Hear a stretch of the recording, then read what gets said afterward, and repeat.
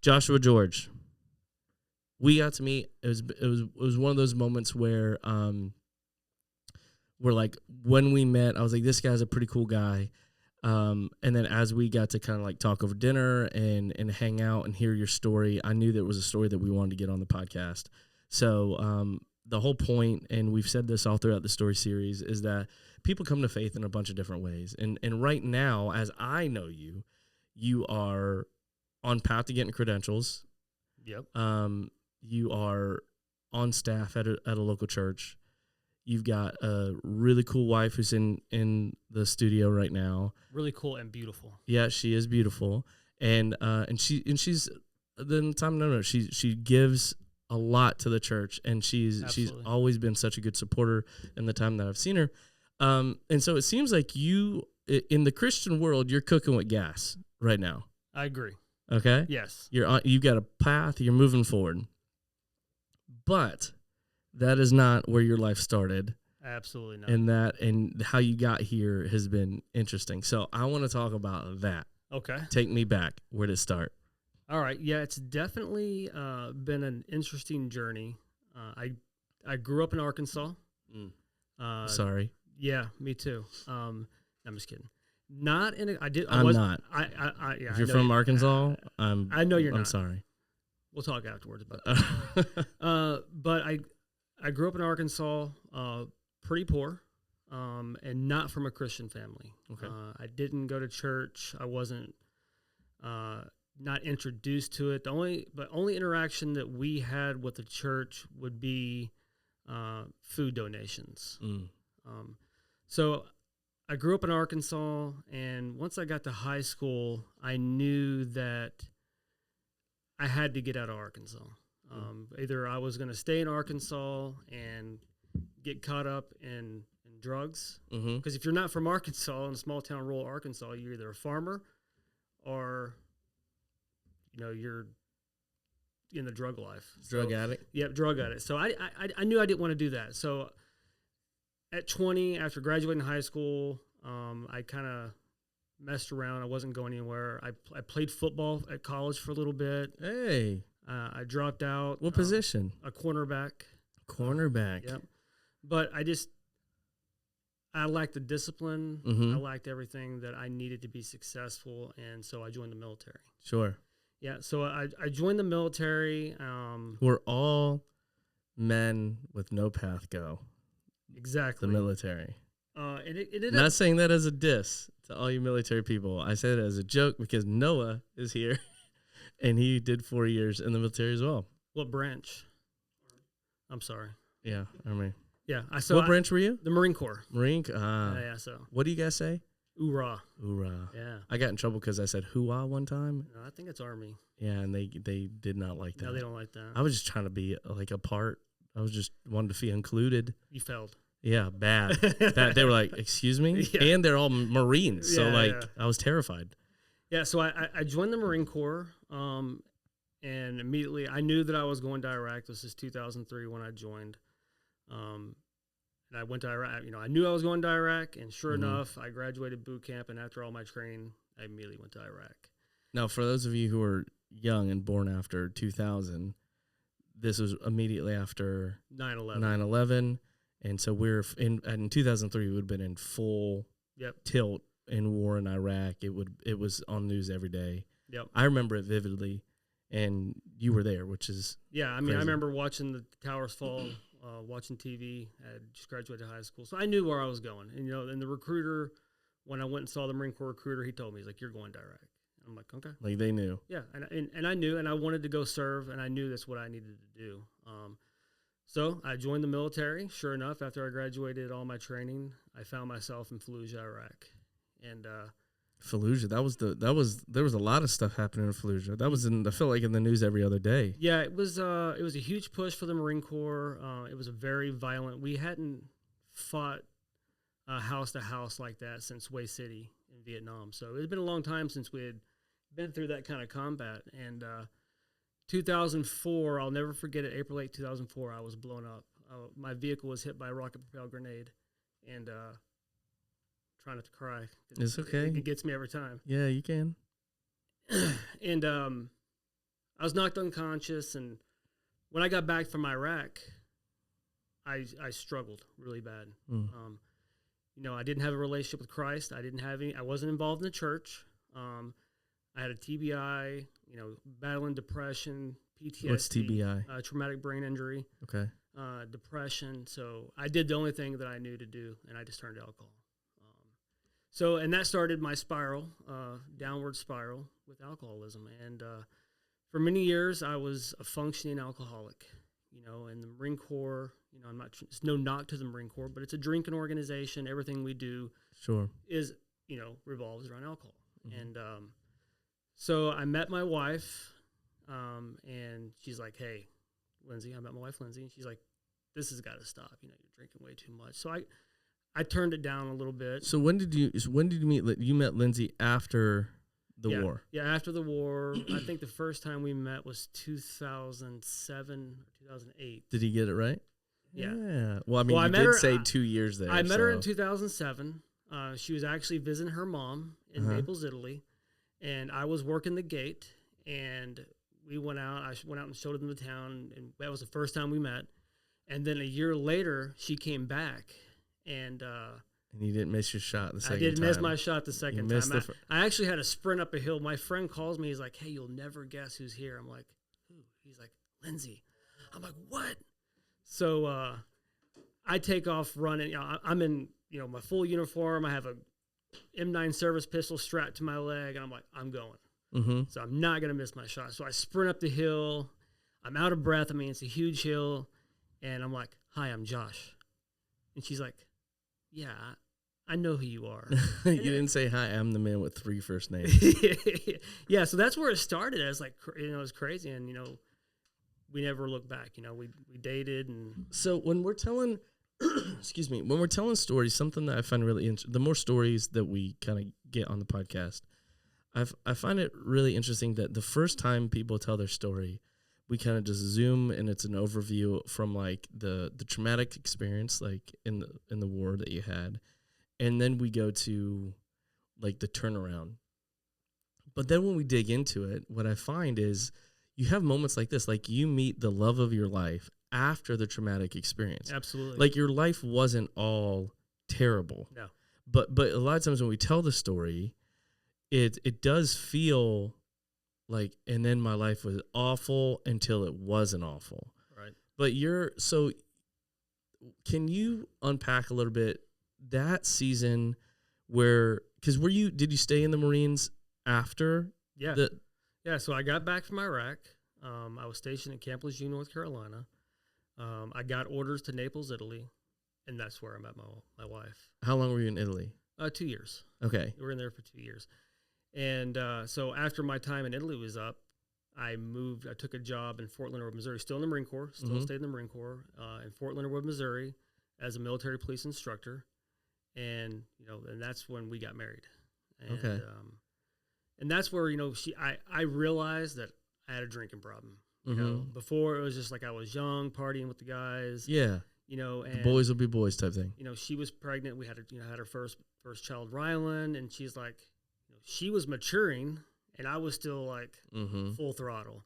And she's like, "Yeah, you got to pump the brakes a little bit, Well, now was this like turn to alcohol? Was that like right after the accident? Because you were drinking before, like it's a military, right? Well, I joined them. So when I joined the Marine Corps, I didn't drink in the Marine Corps. Really? Prior to going, I mean, I drank occasionally, but like it was not an issue. Alcoholism was not a thing. Sure.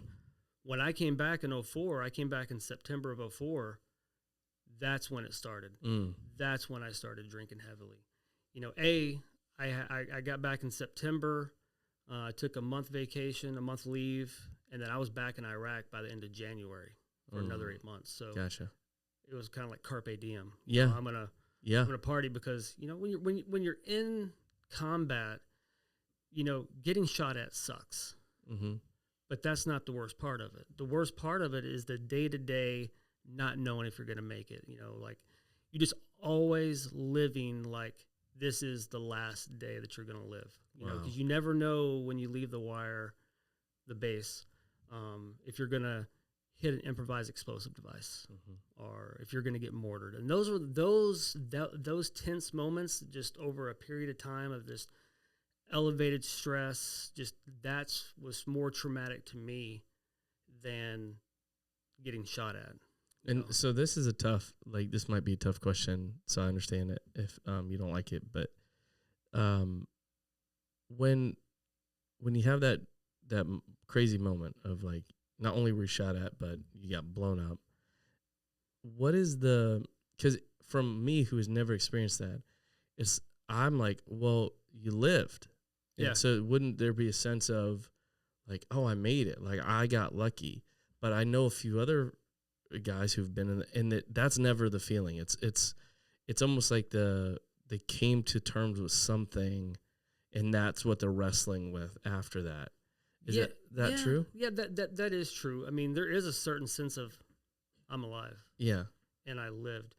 But there's also the level of, and we'll kind of unpack it later when I became a Christian, of I had to forgive the Marine Corps. And I never thought, I never looked at forgiveness as like, you forgive somebody who hurts you. Yeah. But the Marine Corps kind of stole my innocence, and took my youth, like, the things that you see, you can't unsee. The things that you have to do, you can't undo, and it's like, I forgive that part of it, because you can't undo those things that are done. So, and is that what you were kind of trying to drink away? Was those feelings?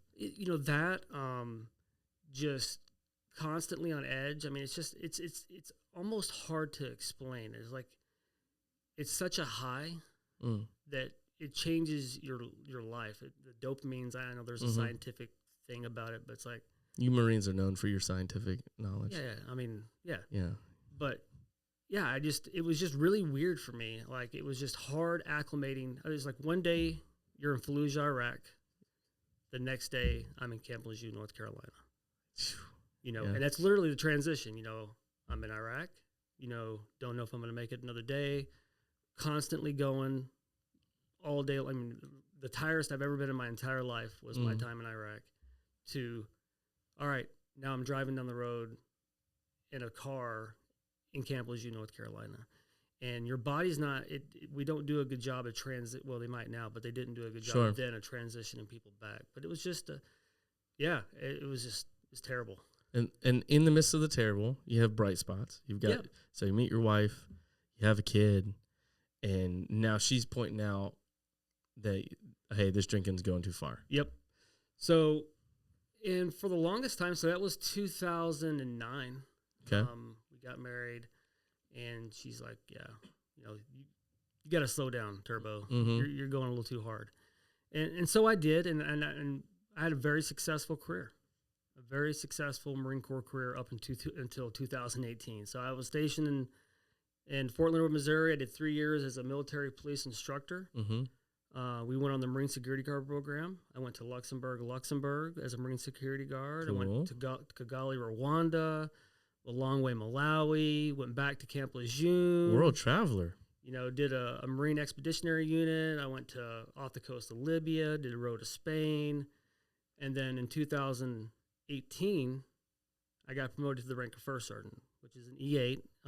There's only 9 enlisted ranks in the Marine Corps, so I was a pretty senior ranking guy. I had a really successful career, and this is where my lack of faith or no relationship with Christ, alcoholism, and everything else came to a boiling point in my life, and where my world just started collapsing around me. So 2018, I got promoted to the rank of first sergeant, and we got orders to 29 Palms, California.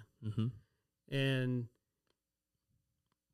I don't know what it was, other than it was a God thing, and you brought up a good point. You're like, in the middle now, being, hindsight being 2020, there were a lot of terrible things, but God was able, in his providence, he worked all those things, and I didn't see it then, but I'm able to see it now. But my world started falling apart.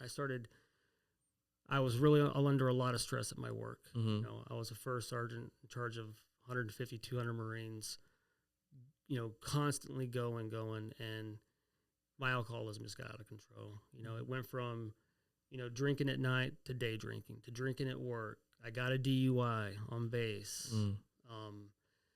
And I almost lost my career over it. I got a DUI on base. I'm a first sergeant. Obviously, that's not acceptable. Yeah. I went through an admin set board where they could have separated me. I had, literally 2 years to retire. Oof. They could have taken my retirement away, taken all my benefits away, separated me, and I would just got a handshake and said, "Congratulations, thank you for 18 years of service. Talk to you later." Yeah. But God was merciful. I had my wife in my corner. I had a lot. I was blessed to have a successful career up to that point. So I had built up credit. Sure. Where people would speak on my behalf. And also, I'd like to point out in this time when I started going into my mess, this is when my wife, my addiction pushed my wife to Christ. And that's when she started getting plugged into Pillar Church and 29 Palms, and the church started taking her in. I had a lot of people speaking into my life. The seed was planted. I knew. But anyway, so the admin set board goes, and they allow me to retire. By the grace of God, they allow me to retire. So I retire, and I'm thinking, okay, well, I got this together. I got this. And so we retire, and I'm still in the thralls of addiction, no relationship with Christ. And our original game plan when I retired was that we were going to move to Tennessee or North Carolina and live in the mountains. Sure. But God had different plans. So I was so in my mess that my wife's like, we can't do that. We can't do that. I got to be around family. You're unstable. She's looking for some support. Yeah, you're unstable. I can't go somewhere where I don't have family. So we brought us to the Eastern Shore, and we ended up moving to a place that neither one of us ever thought we would move to. In Pocomoke City. The Shore? The Shore. For those of you who've never been to Pocomoke, I have. Not even like one stoplight. There might be a stop sign. Little town, and not easy to get to place on the Eastern Shore. There's nothing there. No. Not a place that you would.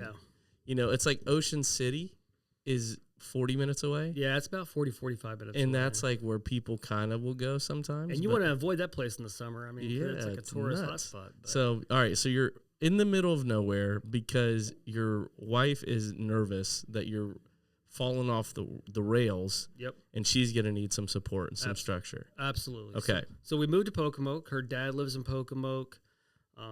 He's a retired Navy guy. She got a sister in Salisbury, which is like 30 minutes away. She has family there. And so we moved there, but things just don't get better. Things end up getting worse, and to the point where, she has to protect our children. She has to protect herself, and, I moved out of the house. I still was able to get a really good job at the Department of Justice in D.C., making really good money, but my world was crumbling before me. Sure. And it ended up where, we're at the brink of divorce, like where she says, you got to get your life together. And, she gave me all the chances that she could. And it culminated for me. I'm renting a room from this old lady who's a Christian. And I remember her calling me into her room, and she says, "Josh, God's got something for you." And this is before I've even hit my rock bottom. I'm like, okay, this woman's crazy. And November 22nd, 2020, or 2022, I get in an accident. I'm drinking. And I don't even remember the day, to be honest with you.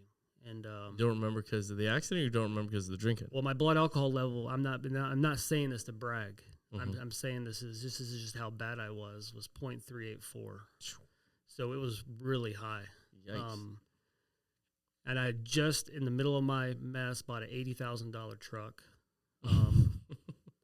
I missed off my rockers. And I wake up in the hospital. And the cops taking the report. And I was literally at my rock bottom. and he's like, you got to call someone to come and get you. I'm not living with my wife and kids. Mm-hmm. I'm living in this lady's house. I just totaled my $80,000 truck. I'm working for ICE. I'm about to lose my job. And he's like, well, you got to call somebody to come and get you. Well, I don't have anybody, and when you're in the middle of an addiction, you don't have friends. Yeah. Only number I knew was my wife. And, excuse me. And so the cop calls my wife and puts her on speakerphone. And he's like, can you come get your husband? And she says, nope. Dang. Not coming to get him. And it hurt, but it was the right move, So I end up getting an Uber home or to the house I was staying at. My world's falling apart. And they have Uber in Pocomoke? Salisbury. I was living in Salisbury. Oh, okay. They don't have Uber in Pocomoke. No, I was about to say. So I get this Uber. I go home. I go to the house I'm staying at. You would, honestly, when I woke up, I didn't even want to be alive. Mm-hmm. I was like, man, I wish I just died. I mean, because I had nothing to live for in my mind. I thought I had nothing. This is my world is crumbling. My marriage is falling apart. I'm done. I got nothing. So one of my peers at work says, Josh, you gotta go get my wallet was in my truck. Mm-hmm. All the stuff was in my truck. Only thing I had was my phone. She's like, you got to go get your truck. I mean, they impounded my truck. You got to go file an insurance claim. Oof. You got to go to court. I mean, you got all the stuff you got to do, So she comes and gets me, and we show up at the impound lot to get my truck. And Salisbury's probably got like 80,000 people in it, But this wreck, where I had the wreck, is a very rural area. Okay. And me and this lady are walking up to get my truck, and this guy that I've never even seen before. I don't know who he is. I still got a scar. My nose is all jacked up, and I think I dislocated my elbow. I mean, I was all messed up.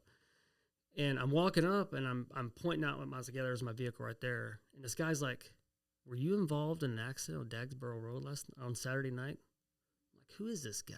I'm like, yeah. He's like, yeah, I live across the street from where the accident was. You don't look nearly as bad as I thought you would look. Mm. Well, come to find out, I had, I guess, passed out at the wheel. I have no idea. Ran off the road, hit a couple signs. I hit a power grid. So my truck. Are those green boxes? A big green box. A big one. Because it's rural. Oh. It has the power like a lot of areas. So like I had run off the road, hit it. I'm on top of it in this truck because my truck's a jacked up truck. So he hears the accident. Power goes out to the entire that area. Half the Eastern Shore. Half the Eastern Shore just loses power. This guy, his wife's an RN, so they run across the street to render aid to me. Mm-hmm. And so he's like, how's your friend? I was like, my friend? I don't have a friend. I wasn't with anybody. He's like, yeah, you were yelling. You were trying to get out of the vehicle. There was this tall, shadowy figure. He wouldn't let me in the vehicle to get you, and he wouldn't let you out of the vehicle. Mm. I was like, dude. At this time, I'm freaking out. I'm like, I didn't have anybody with me. He goes, yeah. Then the cops show up, and this guy he vanishes. And I, looking back on it, I believe God had sent an angel down to protect me, because if I'd have gotten out of that vehicle like I wanted to, I'd have died. On the power grid. On the power grid. So it was in that moment, I'm like, man, God's protected me in Iraq. Mm. Everything that I've done in my life, all the stupid decisions I made throughout my life. This is the second vehicle that I totaled in 2 months. The other one I flipped, no seatbelt on, lived, didn't get a DUI. So I'm like, man, something's got to give. Mm-hmm. So I'm pretty shook up. I'm crying because I know something's. I know something's going on. So anyway, I go back to I get my wallet. I go to my work, and my boss, is like, "Do you want help?" I'm like, "Yeah, I do." He's like, "Have you heard of Delmarva Adult and Teen Challenge?" I forgot that part. Teen Challenge. I'm like, I'm not a teenager, man. Yeah, yeah. I'm like 40 years old, bro. Yeah. I'm going to go to Teen Challenge? Yeah, but you're acting like a teenager. I was like a 5-year-old, not even a teenager. He's like, well, I coach one of the pastor's daughter's soccer team who's at Teen Challenge. Mm. He's like, if you want to go. He's like, it's a year long. It's Christian based. Mm-hmm. So I'm like, all right. So Pastor Bob Blevins had driven me at this time up to the office to go talk to this guy. And so I remember sitting there, and I'm like, I'm going to do this. I'm going to go. Mm-hmm. I just, I didn't know it then, but I just felt like God was. So it wasn't court ordered or anything? You chose to go. I chose to go. I hadn't even gone to court yet. My court date was supposed to be in January. Mm-hmm. So this is November 22nd. It was a Saturday. So this is after Thanksgiving is when this was. So I remember sitting in the car with Pastor Bob, and Pastor Bob's like, it's Christian based. It's like boot camp. Mm-hmm. I'm like, Pastor Bob, let me give a little context on Pastor Bob. Pastor Bob Blevins is one of my favorite people in the whole world. Has pastored in Pocomoke, which we've already said is small, faithfully for how many years? Do you know how many years? 33 years. 33 years. And I love the fact, and he's a slow mover. He talks kind of, relaxed, and I've never gotten that. He's never been rushed or anxious anytime I've talked to him. And the fact that he's driving you to Teen Challenge is such a small detail, but to get that in place, God called a man to a town where no one else probably wants to go pastor. Yep. And he does it faithfully, and then somehow crosses your path, and then is sacrificial enough to say, hey, I'm going to take you to this thing. And that is ministry, and that is the opportunities that we talk about when we talk about sharing faith. That's what sharing faith looks like. Yep. Sharing faith isn't always the conversation of presenting the gospel in 5 words or whatever, but driving a guy who's hitting rock bottom. Yep. To Teen Challenge. You may throw you a little nugget out there? Yeah. He married us in 2009.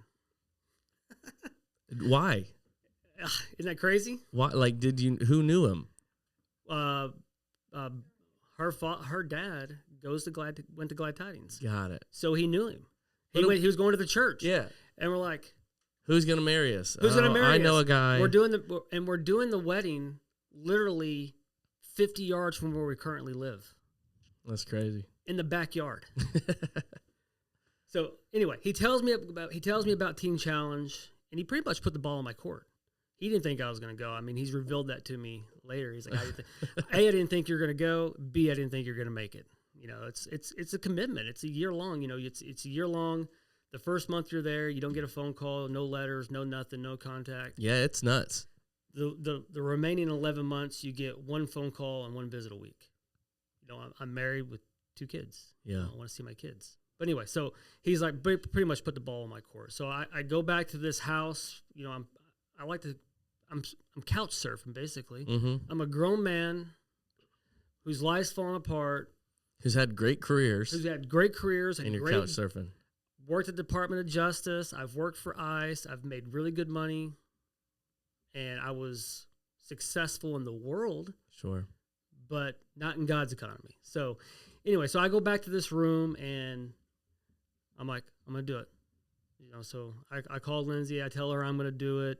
So I end up December 1st, 2022, I check into Teen Challenge. And, and that's when my life started to change. It was that moment. I remember, Lindsay, despite everything that I put her through for 6 to 7 years, she faithfully drove me there with my kids and dropped me off. And I remember the last thing she said to me was, as the door's closing, Josh, don't screw this up.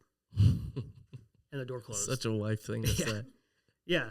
So there's both love and you better do this right in the same sentence. Well, on top of that, so I checked in December 1st, 2 days prior to that, I signed divorce papers.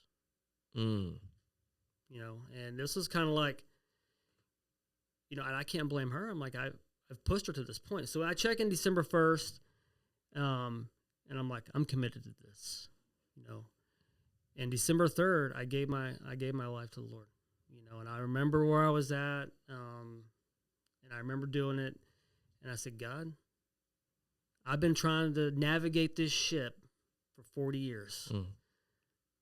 I give it to you. I'm done. I can't do this on my own. And it was just like in that moment, like the burden was just lifted off me, and I gave my life to the Lord, and I graduated. December 1st, 2023, I graduated, and during that time, Lindsay and I just worked at our marriage, and it wasn't easy. It wasn't easy. It was very difficult.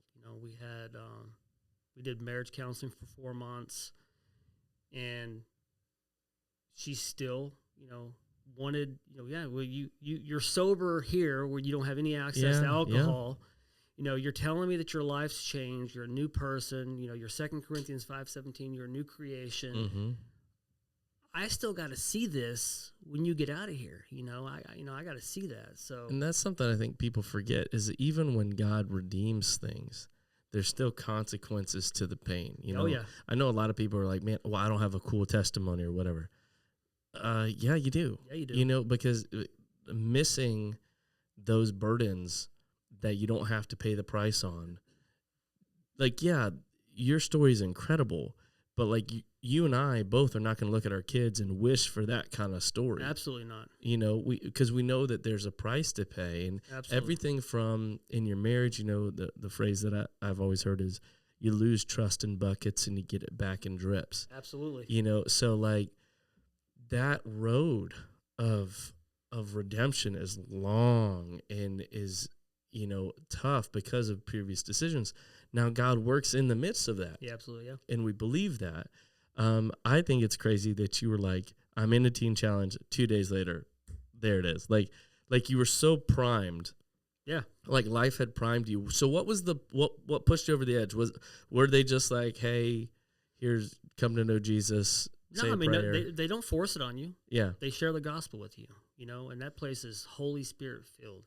I just knew, the angel that I believe that sent me, that God sent to protect me, looking back on my life, I was able to see, the song, even when you don't see it, he's mm-hmm. working, even when you don't, it's true. I didn't see it, but I reflect on my life, and I'm like, God has been protecting me, and, grace, and just, this is what God has something bigger for me than what I'm currently doing. God is calling me to do something else. And I knew it. And I was like, God, it's all you. I want to be obedient to what you want me to do. And that's where it started. Now, we said in the top, when we talk about the bad parts of our life, we forget the good parts.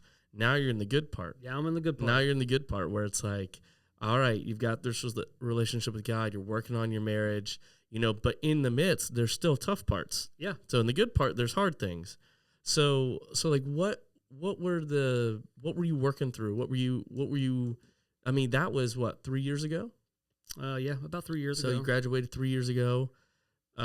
So since then, like what does that journey look like? Well, I really like what you said. It's like, you gain trust back in drops. Mm-hmm. And that's what it is. And we teach our kids, trust is really easy to lose and very hard to gain.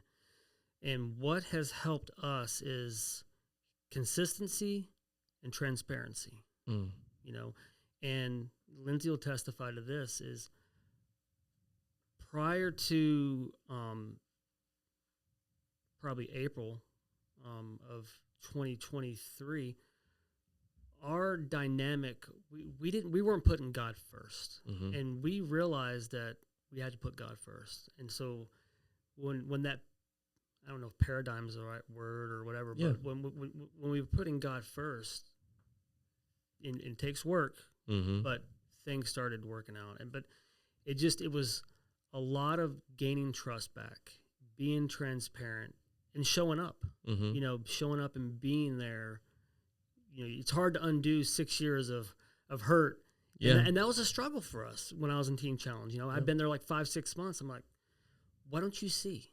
I've changed. I'm not who I am before. And I had changed, genuinely had changed. Yeah. But how unfair was that of me to be like, I need you to see it now. See it now. And that was a big struggle for me, not for her, more for me, to like, slow down, consistency, transparency, and patience. Well, and that talks about, this whole, everything we do at Youth Live is all about how do we help students and their leaders understand how to communicate their faith better, how to share that better. And I think something that we forget is sometimes when God has done an amazing work in our life, we don't give other people long enough to catch up to it. Yeah. And so we expect them to see what the massive transformation that we feel. Like we feel this massive transformation. It's like, don't you get, well, it's like, yeah, that's real to you. But you, like you said, you need consistency over time to give them a chance to catch up. So I checked in December 1st, 2022. Lindsay always says that her time started December 1st, 2023. Oh, dang. When I graduated. Dang, that'll preach. So that's when it started for her, because she was still living life. You did the bare minimum. You made it the year. You passed the bare minimum test. That was just to get my foot in the door. That was just, the door was just cracked just enough where I could look in. Yeah. Then it started. Yeah, you didn't get booted because you did the bare minimum. And meanwhile, you're like, I have radically changed everything. And I didn't move right, when I graduated, I didn't move right back into the house. Yeah. I had to earn it. I had to earn it. I had to demonstrate and prove to her that the change is real and it's going to stick. Well, and okay, so that's where so I'm going to speak right in the camera here for a second. If you're at a place where God is doing something in your life and you want people to know about it, you got to earn that in people's lives. You've got to earn the right to speak into their life, whether that's investing on, especially if it's someone that has hurt you or that you've hurt. That's the sacrificial part, is getting to a place where you're willing, even when it feels like, man, I wish they would get this or they would give me grace. I'm still going to go the extra mile because them understanding this is worth it. And that's something that I think you did and are doing. Yeah. That is something that a lot of us will bail on. Yeah. And we'll go, well, if they don't get it, they don't get it. Yeah. And that's not what we're called to. No. And even now, as long as it's been, there's still moments where I could do something or say something or something could happen that triggers her to go back to that. And I have to be sensitive to that. Yeah. And be like, what can I do to make you feel better? Now, and I feel like the Holy Spirit's kind of putting this question on my heart to ask. I think a lot of people who are struggling with like a hidden sin or a hidden struggle, they don't want to hurt somebody, so they hide it so that they don't hurt. But you are to the extreme example of, like you said, honesty and transparency. You went through the hurt of being transparent. Was it worth it? Absolutely. I think about, the Bible talks about fire and putting gold in the fire and melting it down and taking the dross and removing the impurities. But all that pain, all the questioning looks she gives, all the misunderstandings and all the lack of feeling included, that you could have just fibbed. Absolutely. But I don't even think I know that it strengthened our relationship. And that's a shortcut. And there's no shortcuts in marriage. Yeah. And I had to be committed to it. And I wanted, I wanted to do it for her. And you got to want it. Like I could have lied, or I could have said, I don't owe you that. I'm changed. God's changed me. I don't owe you this. I have seen people do that. Well, God's changed me, and if he doesn't judge me, you can't judge me either. And then they, flip them the bird and they move on. Yeah. And it's like, no. You got the redemption part. I guess this is the way that I'm thinking through it. God has redeemed us, but are we willing to be the redemption for somebody else? That's good. And that God redeems us in the moment, but we are not God. And us being a path to redemption for somebody else is obedience over time. And then if they find that path, that's great. That's all we get to do, is be obedient for a long period of time. Yeah. That's all we can contribute. When you say that, it reminds me of like Samuel and Saul, obedience over sacrifice. Yes. And I don't know. To me, it's worth it. Yeah. I'm on the other side of the Jordan now. You know, with that, and we still got work to do. Yeah, still got giants to kill, but it strengthened our marriage so much. And yeah, I wouldn't do it. I wouldn't change it. Dude, I love your story. I love where you're at, and I think it's fun because we started the podcast where I go, hey man, you're getting credentials. Yeah. You're on staff at a church. Yeah. You've got a family who's loving the Lord. You've got a beautiful wife who's serving the Lord. Yeah. You were as a Christian, you are on the up. And now after telling your whole story, I feel like saying that again has a little more weight to it. It's surreal sometimes, you know, and you know, especially for Lindsay, you know, she sees me preaching or teaching. Yeah. It's like, this is just, you know, it speaks to how powerful and great a God we serve. We talk about the positive feedback loop of believing God can do something and then seeing him do it just makes you believe, what else can he do? And so when you see your life and see the massive journey from a kid in Arkansas who didn't have any background to now someone who's teaching and overcoming and has victory over all these things and is fighting for his family and his marriage. Yeah. I think that is so powerful and is such a cool example of how not everybody comes to faith in the same way. Yeah. It wasn't a Sunday morning service. Could it have been? Sure. Yeah. Could, you know, but God didn't give up on you, and he will find any avenue to get his people in alignment with him. So here's what I want to do to kind of close the podcast. I want to give you a chance, if there's something on your heart that you haven't gotten to say yet in the conversation, to look right in the camera and say it. You know, something, it was talked about at youth last week, and it kind of, Stephanie was talking about, I don't remember exactly what she's talking about, but what came to mind was, if I could tell my younger self anything, is don't be a chameleon, be a zebra. Yeah. You know, chameleons blend in, and I think that's what I was trying to blend in with everybody. And then being in the military, I would tell my younger self to be a zebra. You know, zebras don't hide their stripes. Sure. So I don't know. I just think that's powerful. I don't know why. It's just been on my heart. I've been thinking about that a lot here lately. Yeah. You know, I tell my son that. I tell my daughter that. Just be you. Don't hide your stripes. Don't hide your stripes. That'd be it. That's we were talking about YouthCon coming up, and we've got a theme for it, and my son is super into animals, and so one of the things about zebras that I think is cool is every zebra has unique stripes, and it's the uniqueness of all of those stripes together that makes the herd defendable, right? Oh wow! Like if all of the zebras had the same stripes, it would all look too similar, and it wouldn't blend together. But because they all have different unique stripes, when they put that together, predators can't tell where one zebra ends and another begins, and it makes it harder to hunt. Also like a survivor mechanism. That's exactly what it is. And so there's a cool design to that I think applies here, which is when you are uniquely you around other believers who are being uniquely them in following God's faith, that uniqueness is as different as the East is from the West. But when God puts it together, it's what makes the unit work and what makes the unit function. Yep. And, you know, I'm a Youth Alive missionary. You're a Teen Challenge graduate about to be a credential holder in the Assemblies of God and working in the eastern shore of Maryland. Our lives aren't supposed to cross. Yeah. But when we give that to God, me following my passion and my calling, you following yours, we get to meet each other, have a cool podcast, and I can't wait to see you on stage getting your credentials. Well, I appreciate it, Aaron. It's been an honor, man. Dude, it's been an absolute privilege. Thank you for coming in and doing this. You made that long haul, and dude, I love your story. I appreciate it, man. Guys, this has been the man with 3 first names telling you his story. I hope you enjoy it, and we'll be back in 2 weeks with our next story series. And man, it's got you set the bar high. I appreciate it, man. We'll see if they like it. It's been awesome. See you guys soon. Bye. Yeah.